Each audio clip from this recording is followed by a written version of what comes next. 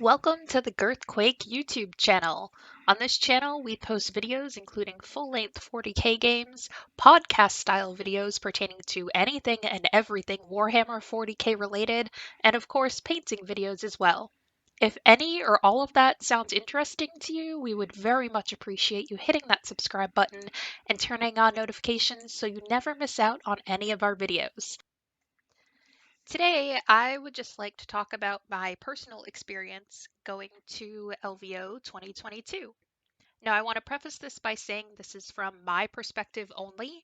I went as a hobbyist. Of course, my boyfriend Mitchell went and took part in the 40K championship games, but I just went to take one painting class, and I really just wanted to experience the convention as a whole, walk around, see some of the artwork, that sort of thing. So, if your opinions don't line up with mine, that's valid. This is only from my point of view and no one else's. I also want to start out this video by saying that I 100% enjoyed myself. I do not regret going to the convention. I had a great time, but, big but here, there were some issues that I think not only Frontline Gaming could improve upon, but also the Rio, which is where this convention was held.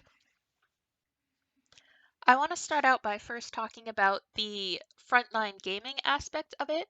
I think they did a great job organizing this event. It went very smoothly. There were no real hiccups that I could see.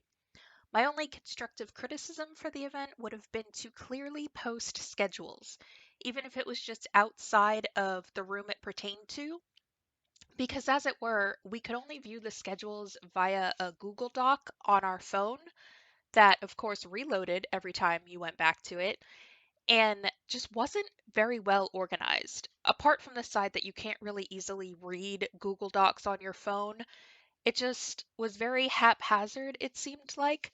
So, some sort of physical copy posted either in the main lobby or outside of the rooms that the schedule pertained to would have been a great improvement, especially for the game schedules and the class schedules. I know even my class instructor mentioned that even the instructors didn't really know what the schedules were, which was really hectic. And on that note, I only took one class, but there was no information sent to me, nowhere easily for me to read anything besides like a Cliff Note version of what the class was going to be about. It wasn't until I clicked into the teacher's bio after I was already at the event that I could see what was actually going to be taught in the class as well as what I needed to bring to the class. And that last part was really annoying because I had not packed any paint supplies because nowhere did it say I needed to.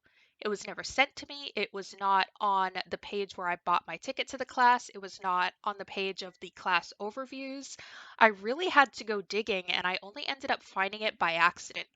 So the schedule and the clarity of what you needed to bring, I think definitely could have been improved on.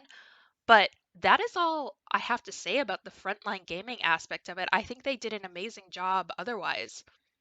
My other hang up was the Rio itself. I don't think either they didn't realize how big this convention was going to be, or they just realized it and dropped the ball. So there was a very regimented schedule, especially for the competitive aspect of playing.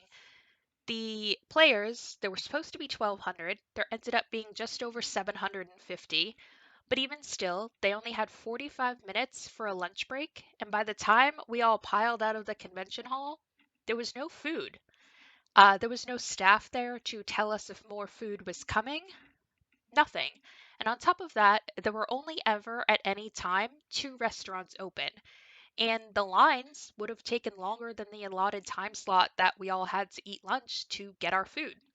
So after the first day's experience, I learned and I got food ordered to the hotel for the guys that were playing, just so they all could, stay fed, stay hydrated, that sort of thing. But I don't think it was the event's fault. I think it was the Rio's fault.